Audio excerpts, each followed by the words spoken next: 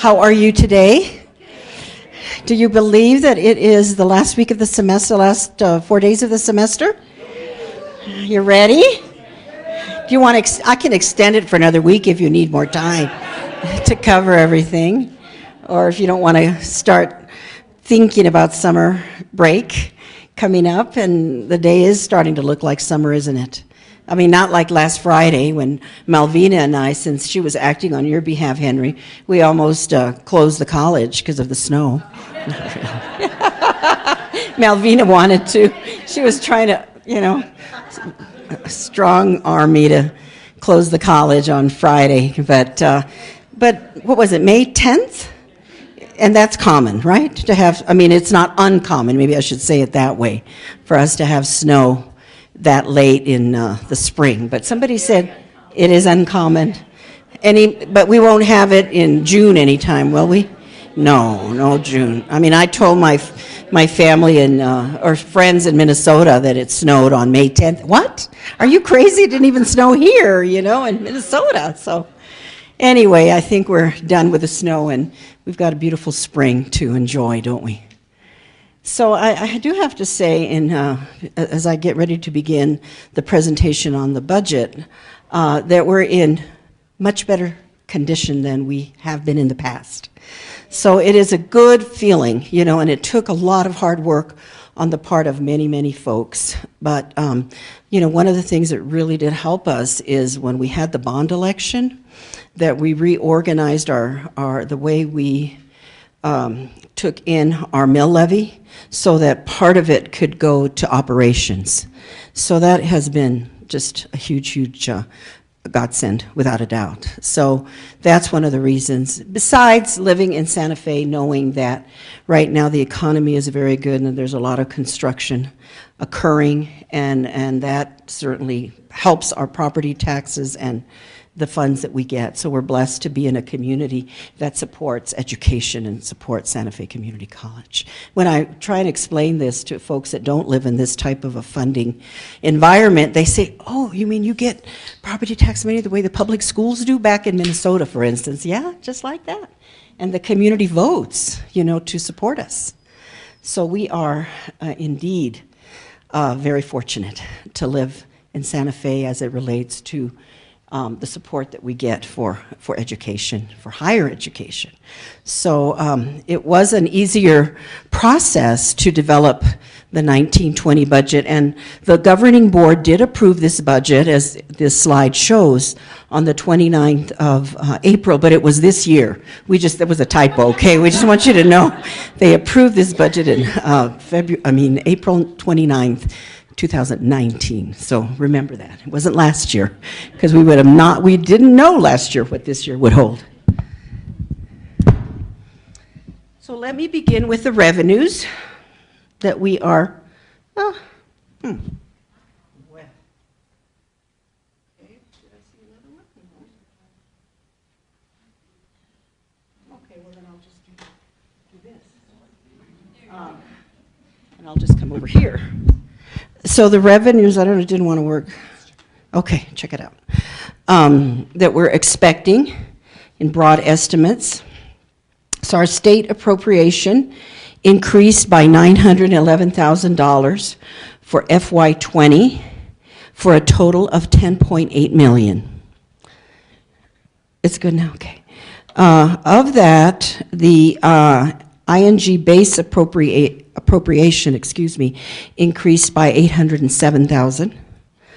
Of the $807,000 base increase, the college received $348,000 for compensation increase, and this increase in revenue from state coffers only covers 36% of a 4% compensation plus benefit increase for the college, because they only base the increase that they give us on our ING salaries. Is that right? Yes, I got my guy here. Thank you. Also included in the base, yes, instruction and general expenses. Is that correct? Yes. Okay. So also included in the base is $68,000 for dual credit state appropriation revenue, and we have not gotten any revenue for dual credit in many, many, many, many years. And yet the numbers of students that we're serving has increased by a great deal, as Marcos would attest. He's very, very busy with our dual credit classes. Also, Santa Fe Community College received $150,000 for the firstborn program and $254,000 for nursing expansion. This is out of the special program, the RPSP program, but nevertheless it comes into our budget. I'm going to put this back and try our clicker here. So I'm continuing with revenues. And the mill levy, the property tax, is projected to increase by $2.6 million from the FY19 original budget. Tuition and fees are projected to decrease by $695,000 from the original FY19 budget. This is just part of what's going on nationally, whereby there's less high school graduates, and therefore there's less students to continue into higher ed across the board, whether it's universities or colleges. But we are looking and working for different ways to attract new populations, changing our schedules, adding new programs, things like that, in order to generate more tuition and fees. So with a projected decrease in tuition and fees revenue, our recommendation was not to increase tuition and fees for our FY20 budget. We know that this is an area whereby that would be very difficult for students to be able to pay any increases in tuition and fees. So we held the line there, we didn't increase.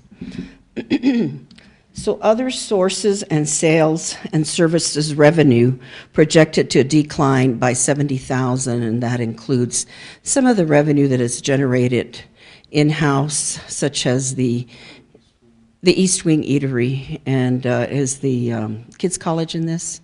Not in that, okay. So the total available new ING revenues for FY20 initiatives is $2.8 million. Okay, that's the total that we have for FY20. So here are some charts to kind of compare this year, 19, to next year, 20. And so if we start with the orange, which is the tuition and fees, in 19 we had 21% of our budget from tuition and fees. And let's just go over to the right and look to see that for next year, for 20, we're projecting 18%. Remember, we said there'd be a drop in tuition and fees. So the state is the gray, and that pretty much just stays the same, 28% of our entire budget, both in 19 and in 20. And then the red, is our local government appropriations, our mill levy, and that we're projected to go from 51% in 19 to 54% in 20. And then just that little teeny sliver is like sales and services of educational activities at the college. It is, hardly anything, just stays about the same. We're not going to get rich off of that, that's for sure. So, even though we know that we've had challenges, as the whole country has, around enrollment, we have a lot to be proud of regarding SFCC and what we've done in order to help students succeed. And that's what this next part of the presentation shows. Initially, we do see that our fall student credit hours have been declining since 2013, when the economy started improving and there was less unemployment and jobs were available, more jobs than there were employees. So, that's what this slide shows. And then, as I mentioned, unemployment rate in Santa Fe pardon me, last year, in 2018, we were way down to 4.1% unemployment rate. So there's a lot of jobs, and our students want a job, as do students around the country. So that's why they're taking less hours, more part-time, enrollment we have than full-time, because people need to work. Students need to work. The other thing that's very positive for us is that our completion of degrees and certificates has grown tremendously. As you see, last year we were at, isn't that super? 1,222. And I think part of this is related to our understanding that there's demands to prepare our students for the workforce. So we have added workforce-related certificates. And it's lovely to see so many of our students, when they graduate, that they're getting certificates and degrees. So, they see the value of initially getting their certificate, and because the certificate is nested, as we know, into degrees, they can just continue on if they so choose, and we encourage them to, and go on for their degrees. So it's really paying off. The other pride factor that we have is our 3-year graduation rates. Students are graduating sooner. And all the way up to, in 17, we had 23% that, the highest we've ever had, and 22% is still very, very high too, in terms of last year. So we don't get the data for this year till when? End of the summer. We'll see how we did in 19 in terms of our graduation rate, but we're very confident because that's been one of our strategic goals, and we've been working really diligently to ensure that students graduate.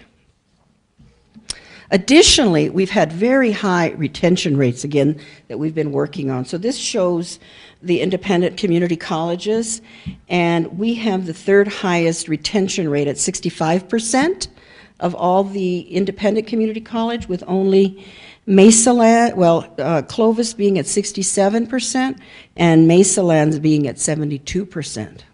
We're at 65. That's the 3rd highest, as I said earlier. So again, students are staying on from fall to fall, which is a hard thing to do, to get them back. But we hook them because of our great programs, instruction, and the knowledge that with their certificates and/or degrees, they'll get jobs.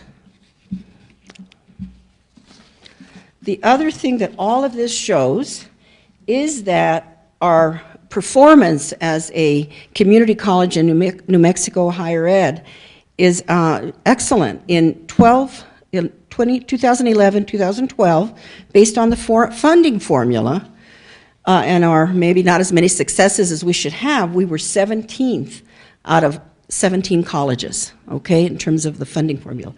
In 18, we were 2nd out of 17, okay? So we are taking care of business, helping our students succeed by making sure they're retained and graduate and obtain degrees and certificates.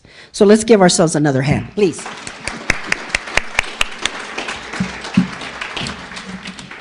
So those are some of the successes that we should be proud of, because sometimes it is easy sort of to fall in, the enrollment, it's falling, but it's nationwide, and here at Santa Fe Community College, we are taking care of our students and we are helping them succeed, and we have the data to show it, and we have the funding to show it. Okay.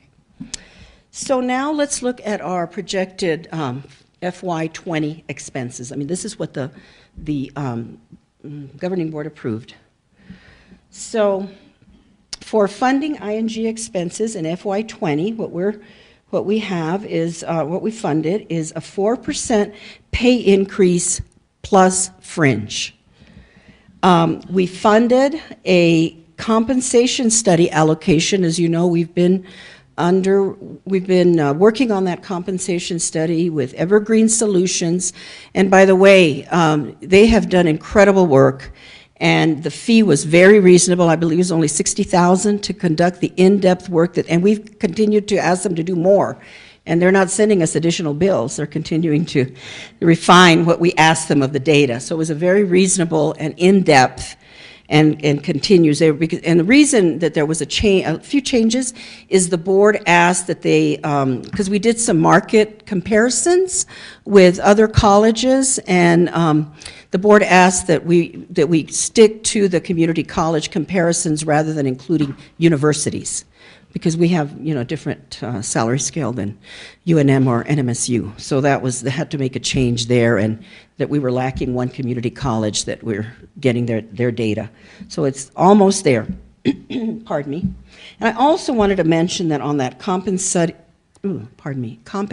study, that I really want to again thank the Staff Senate, because through their efforts calling attention to the needs that we had here at Santa Fe Community College in terms of improving our compensation so that we keep our good employees. This is one of the reasons that we have about $1 million that it's going to be allocated for the compensation study. So that's a big chunk, of our expenses. Thank you, Staff Senate.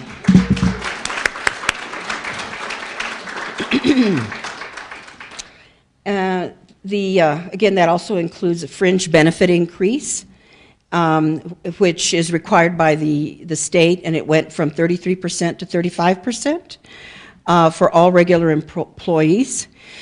Part of our kind of off the top is we include a 3.51% increase for living wage. We support the living wage here at Santa Fe Community College, so that means that mainly there are hourly employees, student hourly employees, their hourly wage will go from $11.40 to $11.80 an hour. So all of this right there in that little mini paragraph is $2.3 million. Okay, what all of that there will spend for FY20. So as I said on the previous page, the new revenues were $2.8 million. Then our new expenses are $2.3 million. So that leaves us about $558,000 for filling many budget requests as we can, which isn't a lot given that we got $1.5 million of budget requests, and we have about $558,000 available to use. And so of that, there were quite a few grant positions. The grant was ending, so we wanted to keep the positions, and so those cost $159,000. They include nursing, building, respiratory, I believe 2 respiratory. So those that's what equals 100. They're faculty positions actually in all cases. So that's 159,000. So that leaves approximately 399,000.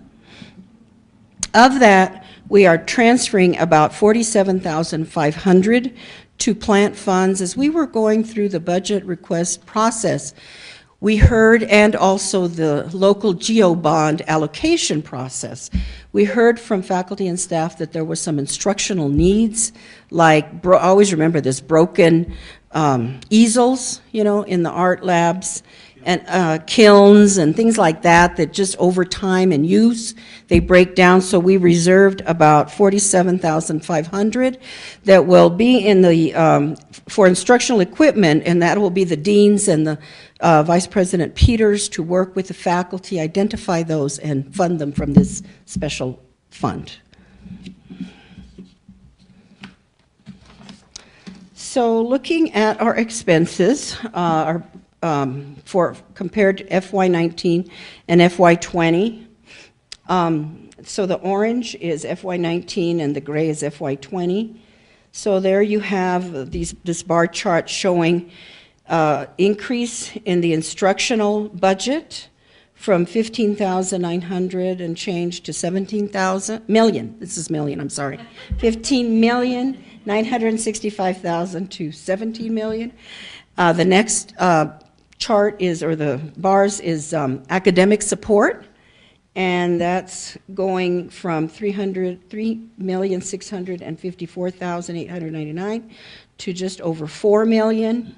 Student support category from 300 million, I keep doing that, 3,477,878 to 3,960,000, that's student services. Instructional support from 6,815,000 to 7,256,000. So, and then last plant, from 4,376,000 to 4,519,000. So each category has increased, some more than others. Yes, ma'am. So these are all under that ING Category. Yes. Yeah. What falls outside of that ING state? Category? Help me with that. Is that the like? So Okay. anything that's going to relate to grants, Oh yeah. grant funded positions, public service. So the HEC is under public service. That's outside of this. You have, of course, the SBDC, public service. Yeah. But the great majority of our budget is under ING. That is correct. Wondering, at the beginning, you said that the state allocation for that increase in the ING budget for compensation only covered 36% of what we would actually need to fund 4% across the board. Yes. I'm wondering why that's such a, why didn't it cover more? Because they don't get it. They don't get it. I mean, this is a problem that all colleges and universities are having. And one of the things that Highlands had to do, UNM, they raised their tuition. They raised their tuition in order to be able to come up with everything they needed to fund that 4%. So it's a gap that all of us face. Yeah, I'm just wondering why that gap is so big. If all of these things Mhm. are funded under ING, just what is that other 60% Well, that that's, we need to fill into that shortfall? Where is that coming it's coming from the property tax. from? Oh, Where is it going in terms of if we're missing almost 60% of what we need to fund a 4% raise for all staff and faculty? ING that are. Right. What staff and faculty are not funded in ING? No. Well, the ones he just mentioned, like he mentioned the Small Business Development Center, those that are under grants, whose funding comes from grants. All of, food service, bookstore, auxiliaries. What else? Yeah. And it does add up. Yeah. It adds up really quickly. So, And just a second. yeah. I think Lenny has a quick question back there. I think the answer to your question is that only about 30% of our income comes from the state. So Less. they're increasing what they're giving us, but they're not increasing what we get from taxes and tuition. Right. Yeah. Okay, that makes sense. Thank you. Yeah. But then the legislators were not happy that UNM was going to raise their tuition. Well, the governor wasn't happy. That's who it was. She spoke up and praised the regents and the trustees, but not the ones that raised tuition to pay for the 4%. Yes. So I see that there's an increase going from 1140 to 1184, like our work study position. Yes. And I know that temp positions come in at like 12 and 15. So do those positions get looked at also? Do you see an increase of minimum wage going up like that? Well, not under the living wage, because they're already higher than the living wage. But I believe they do get, they're in the 4%. That's raise. correct. They are in the 4%. Yes, yes. And Yes. yeah, and the only individuals and employees that we have at that living wage level are student employees.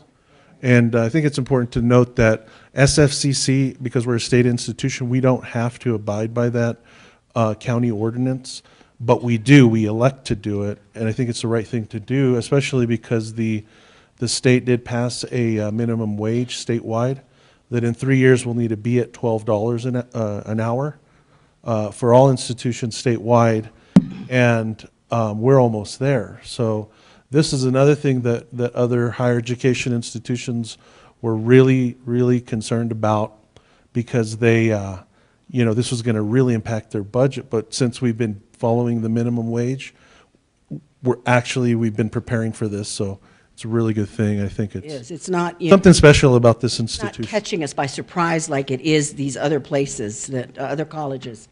Yes, Maria, and then Susie. I have a question in regards to the 4%. Anybody that's on a grant, whether it's city, state, local, federal, They do get it, but they pay it out of their grant or out of their own special budget, like the SBDC. but what if say the grant doesn't get the more increase? Is the college going to absorb some of that cost? How do we?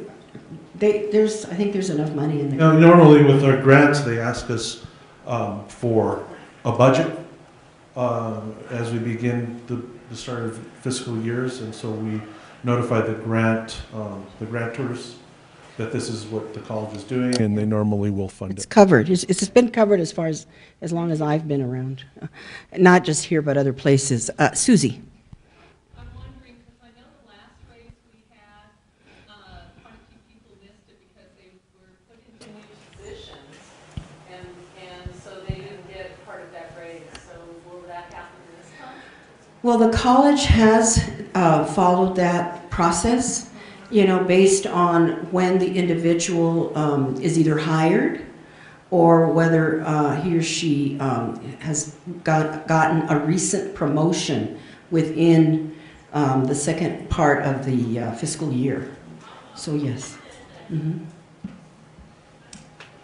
Okay, so next slide is looking at the new budget requests compared to available resources, and I touched on this earlier. In the orange, we received $1,572,560 in requests, and the amount that we have available is just under $558,000. Based on all the slides that I showed you where all the money was going and what was left. But remember, we didn't have this much in past years at all. So it's a start. It's really a start to start funding needs. It's, scratching the surface, but it's a start. So let me, the recommended new budget request funding. So $319,716,000 would go to instruction. Next, I want to look at student support, $149,150. Then looking at academic support, $60,484,000. And the last one there is wait, I probably got them mixed up. No, it's academic support. Did I mix it? Because the colors are almost the same. Institutional support, I'm sorry, is $28,000, and academic support is $60,484. I'm sorry, the colors are very close. So I'm going to actually review what those requests are that we're going to be funding this year. The board has approved these, and these came from both the what is that category? Required requests or absolutely essential requests, and then others that supported the strategic plan. So, and these don't include the ones that were funding grant funded positions. This doesn't include those. Those were already, I mentioned those earlier. So, we're adding a 9-month faculty position in medical assisting phlebotomy.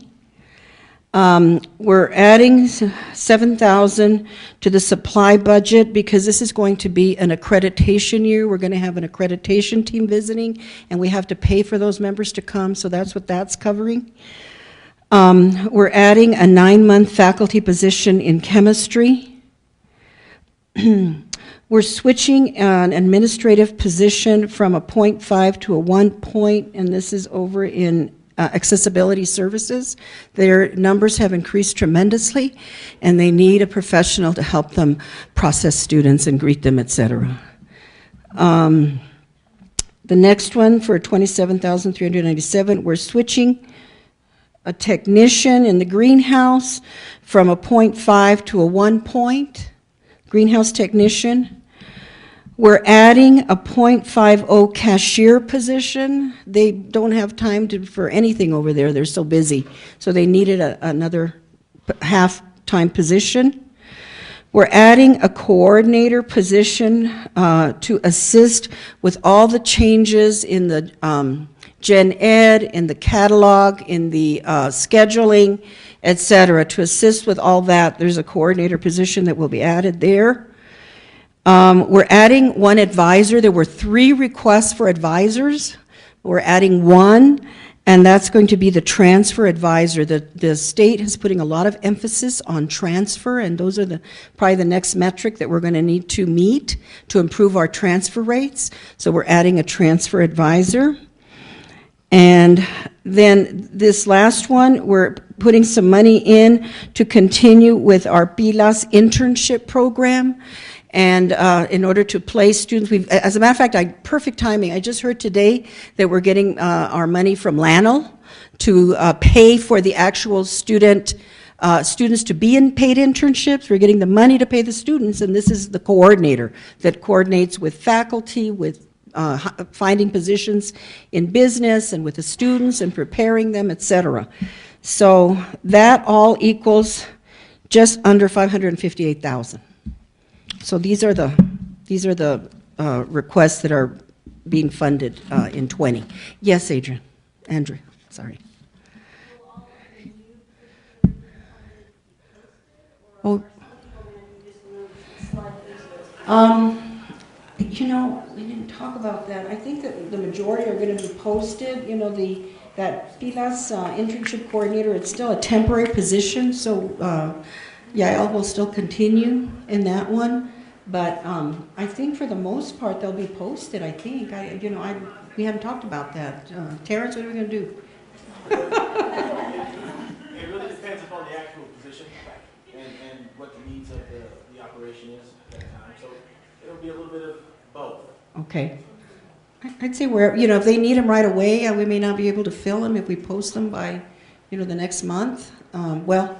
Actually, not till July. Well, are we able to post something, because the funding actually doesn't start till July 1, right? That's the new academic year or fiscal year. Can we post them now and say, pending funds and all that, just to start the process going? We won't hire till July 1.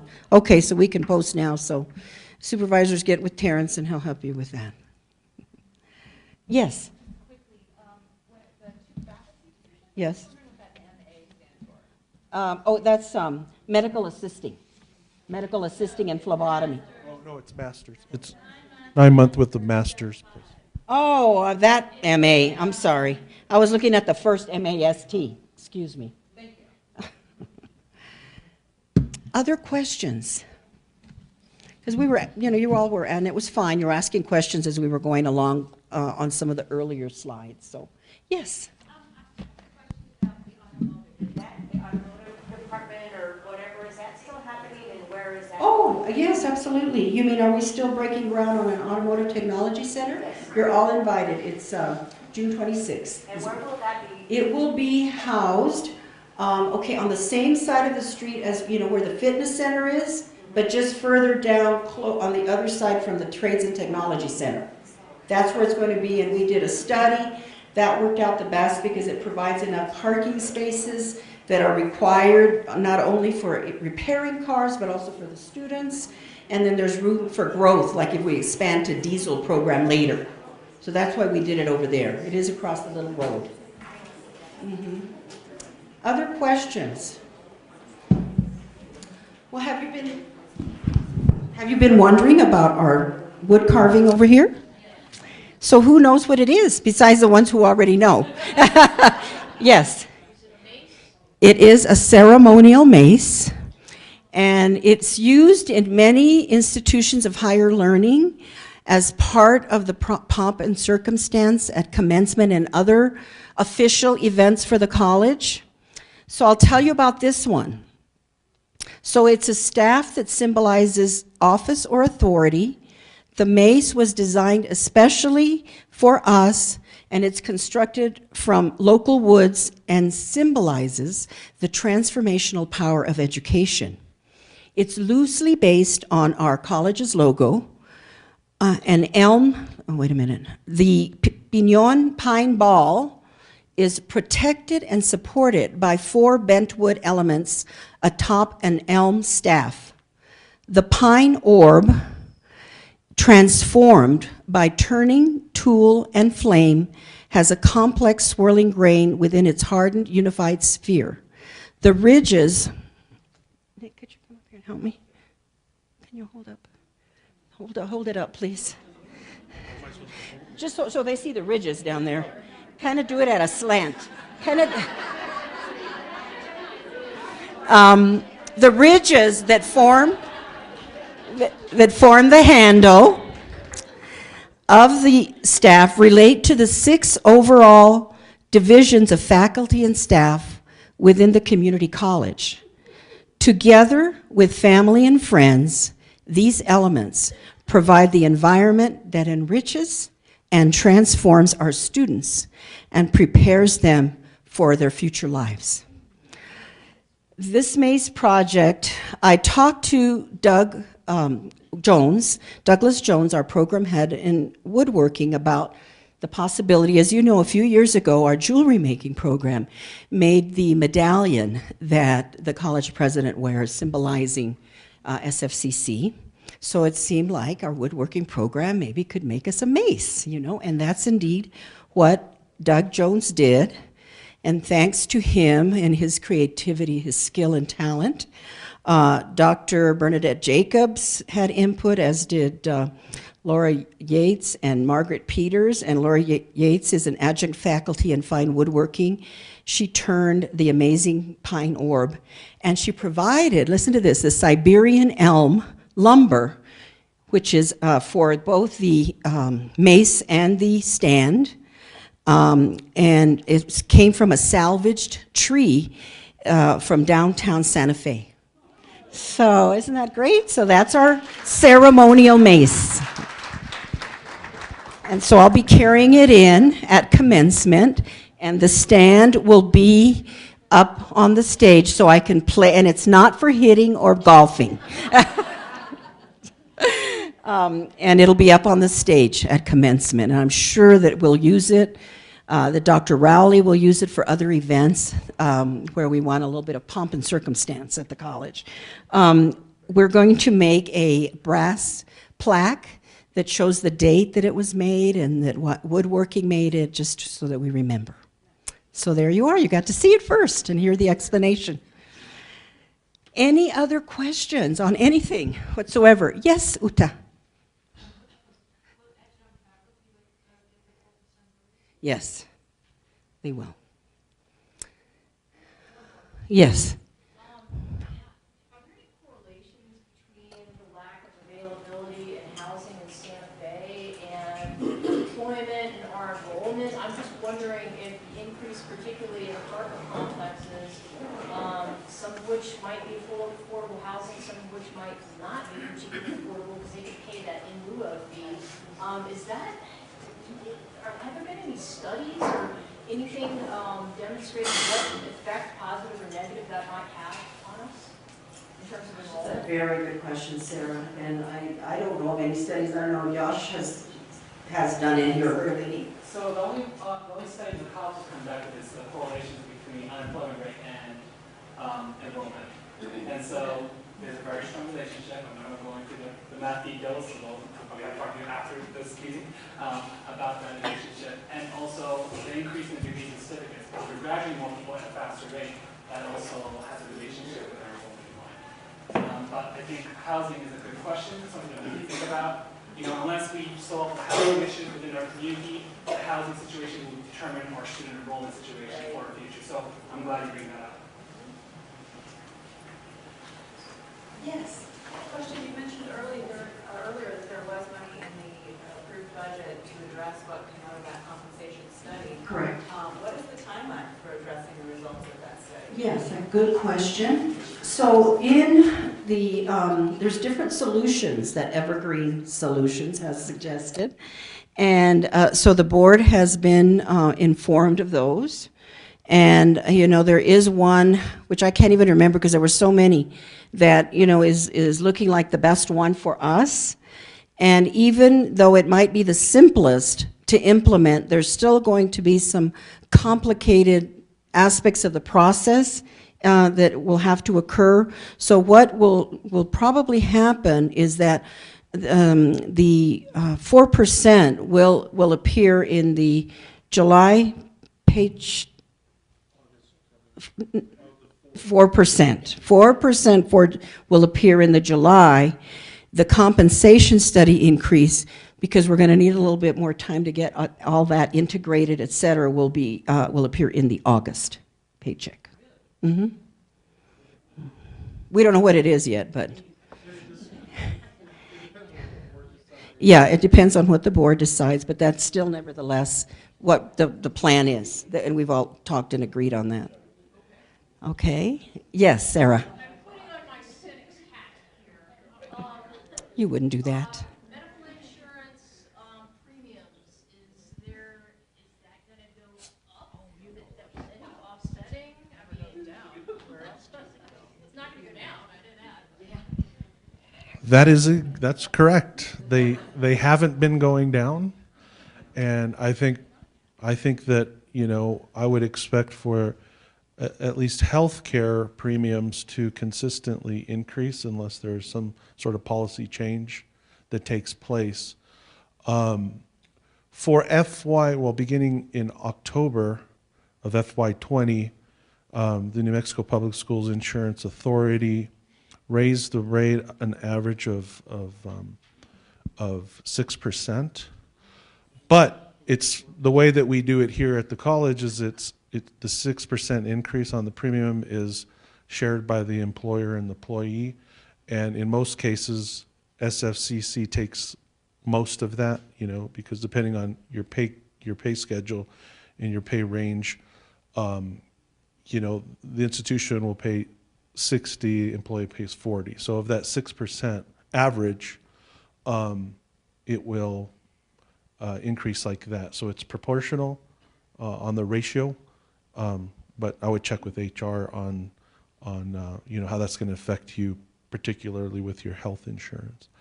The state did actually raise the ERB rate for retirements, but only on the employer. There was a proposal to raise it on both I believe, the employee and the employer, but the governor decided to only impose it upon. It was a 0.25% increase for retirement on the employer side. So, you know, that's another thing that we had to factor in, and that's why we had to change that benefit rate from 33% to 35% that you saw earlier. And so, yeah, all those things are impacting the increase. But I know that in my own situation, I kind of crunched some numbers, and it looked like, oh, geez, I forget, but it didn't go up that much for healthcare, at least for the employee side. It went up very marginally. So, you know, it is what it is on that side. Mm-hmm. So the 4% increase will go into effect in July, and then the results from this compensation study will go into effect in August. So as of July, you probably have an understanding of the positions that will be looked at or increased in August? There needs to be some compensation changes, is that correct? So let's say a position right now in July gets $12 an hour, and the compensation study shows that it should be $14 an hour. Does that mean it's going to change if the board approves it to the new rate in August? Or Yeah. how is that going to happen? Yes, that's absolutely correct. Okay, so I have a question on that.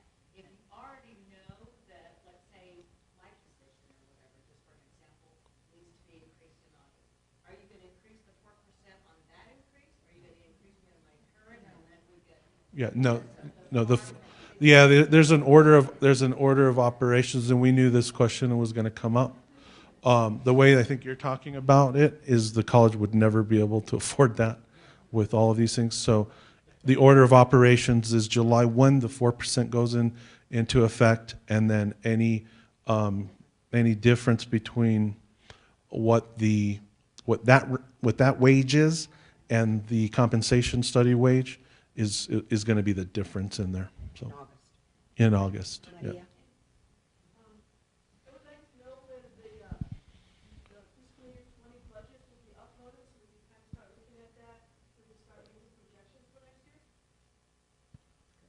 Yeah, I just actually sent out a little note today to executive team members, and it should be posted on the intranet announcements soon, and that should be right around June, I think it's June 18th, right around there.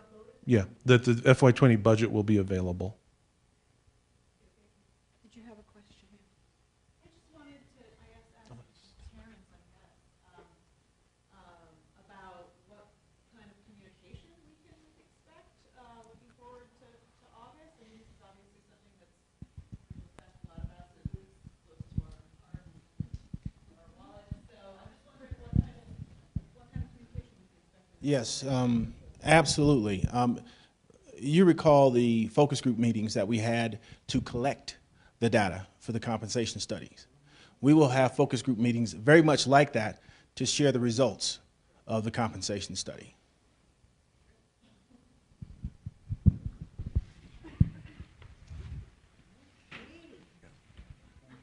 Well, yes, Stuart. Regarding grants, will grant positions be affected by the compensation study? And if so, when can I see what the effect is going to be on my budget? As soon as we get that information. We're still trying to finalize that data, hopefully in June. We also have to wait till to have that communication with our governing board to see what their thoughts are on it. And it's quite complicated, so it's going to be a bit of an education for everybody. My problem is we only got $86,000 more this year overall in our appropriation for the SFCC.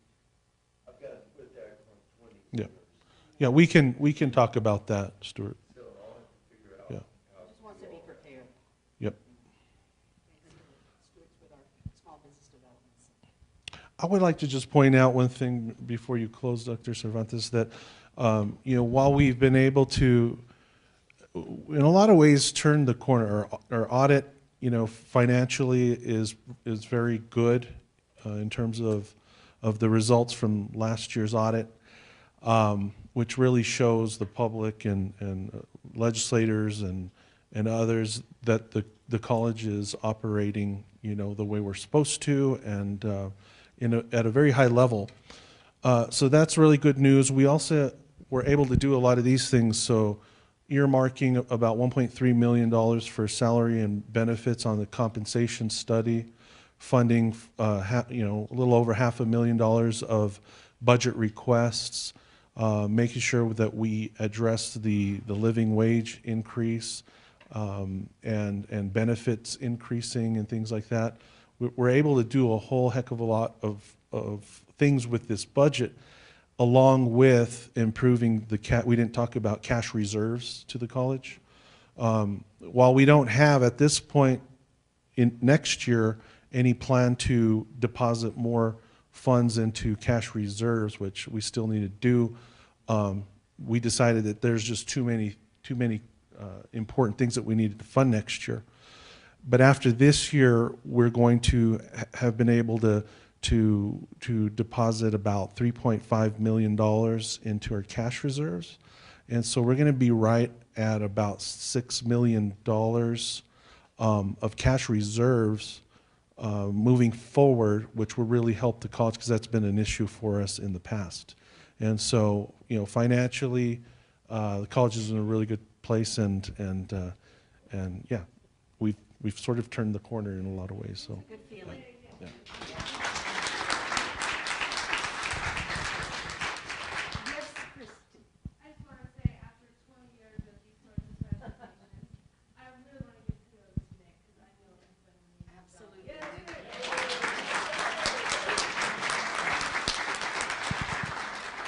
When Nick got here, he cried, I think, in terms of the shape that he found the college's finances, et cetera. But he has worked really, really, really hard along with his team, to get us here. And the governing board has supported us, and the community has supported us, because we also got, the local geo bond that has improved our fitness center. We had a fabulous grand reopening last week. Are the Zumba people here? Are they going to do a little dance for us? I guess we don't have the music, but we had a group of Zumba specialists that did a wonderful. The community that was there said, "Oh, well, we love the entertainment," and it was Zumba.